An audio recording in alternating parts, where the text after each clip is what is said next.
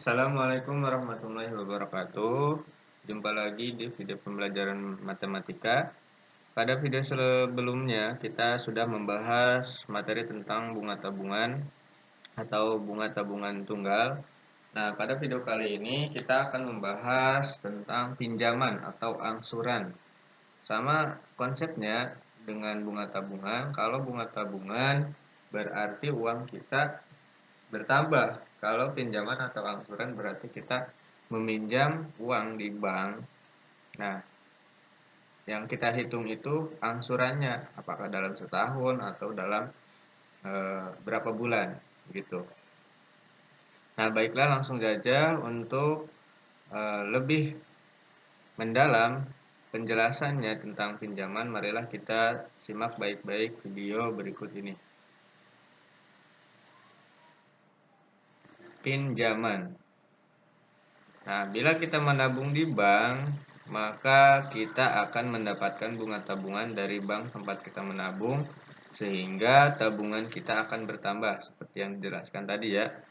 Begitu pula jika kita mengambil pinjaman di suatu bank, maka kita akan dikenai bunga pinjaman juga. Akibatnya, total uang yang harus dikembalikan ke bank tersebut adalah, jadi ada dua, jumlah pinjaman yang awalnya ditambahkan dengan bunganya. Jadi kalau kita meminjam uang di bank itu, uang yang akan kita kembalikan itu tidak sebesar uang yang kita pinjam. Jadi biasanya ada bunganya, berarti yang dikembalikan ke bank itu bertambah nilainya. Nah, untuk menghitungnya sebetulnya caranya sama seperti bunga tabungan. Kita harus mencari dulu nilai bunganya, lalu dijumlahkan dengan tabungan awalnya. Bukan, pinjaman awalnya kalau di pinjaman. Untuk lebih jelasnya coba perhatikan contoh soal berikut ini. Soalnya yaitu Pak Hilmi ingin membutuhkan biaya untuk pengembangan usahanya. Ia meminjam sebesar 60 juta ke sebuah bank selama 5 tahun dengan bunga pinjaman yaitu sebesar 9% per tahun. Tentukan besar angsuran yang harus dibayarkan setiap bulannya. Nah, ini nih. Yang ditanyakan itu besar angsurannya setiap bulan. Untuk menjawabnya, kita coba tulis dulu apa yang diketahui di soal tersebut. Jadi yang diketahuinya itu pinjaman awalnya yaitu sebesar 60 juta. Selanjutnya yaitu besar bunganya atau persentase bunganya yaitu 9% per tahun. Lama pinjaman yaitu 5 tahun. Nah, karena yang ditanyakan ini setiap bulannya atau dalam bulan, 5 tahun ini kita kalau kita ubah ke dalam bentuk bulan berarti kan 5 dikali 12 yaitu sebesar 60 bulan.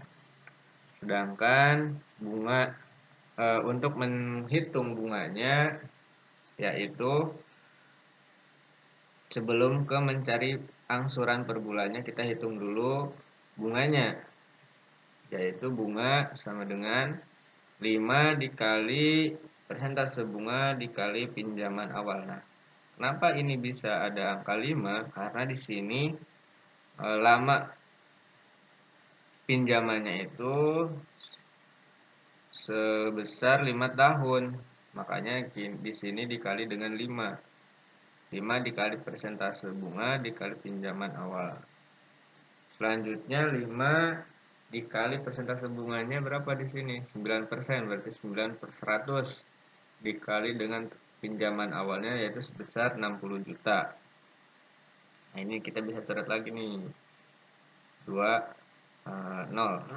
Berarti 5 dikali 9 dikali 600.000 sama dengan didapat jumlah bunganya itu sebesar 27 juta. Wah, besar sekali ya bunganya ya. Karena di sini lama juga, di sini lamanya itu sebanyak 5 tahun. Nah, setelah kita dapat nilai bunganya, maka kita bisa cari angsurannya. Berarti sebelum ke angsuran kita totalkan dulu total pinjamannya. Kan pinjaman awalnya 60 juta. Ditambahkan dengan bunga berarti kan sebesar 87 juta. 60 ditambah 27 juta. Nah, selanjutnya kita bisa cari angsuran Pak Hilmi ini setiap bulannya. Berarti cara mencarinya itu total pinjaman ini dibagi dengan lama pinjamannya dalam bulan. Karena di sini 5 tahun, diketahui kita ubah ke bentuk bulan dulu jadi 60 bulan kan di sini didapat. Berarti cara mencarinya itu total pinjaman dibagi lama pinjaman yaitu 87 juta dibagi dengan 60. Maka didapat lamanya atau angsuran per bulannya, besar angsuran per bulannya ya, bukan lama. Angsuran per bulannya itu yaitu sebesar 1.450.000. Nah, itulah cara mencari pinjaman atau besar angsuran. Sebetulnya konsepnya sama, cuma istilahnya berbeda. Kalau tadi kan di video sebelumnya kita membahas bunga, berarti bunga pinjaman, bunga tabungan. Kalau di sini kita membahas dengan pinjaman. Nah, supaya lebih memahami materi tentang bunga ataupun pinjaman, coba kalian kerjakan latihan soal berikut ini.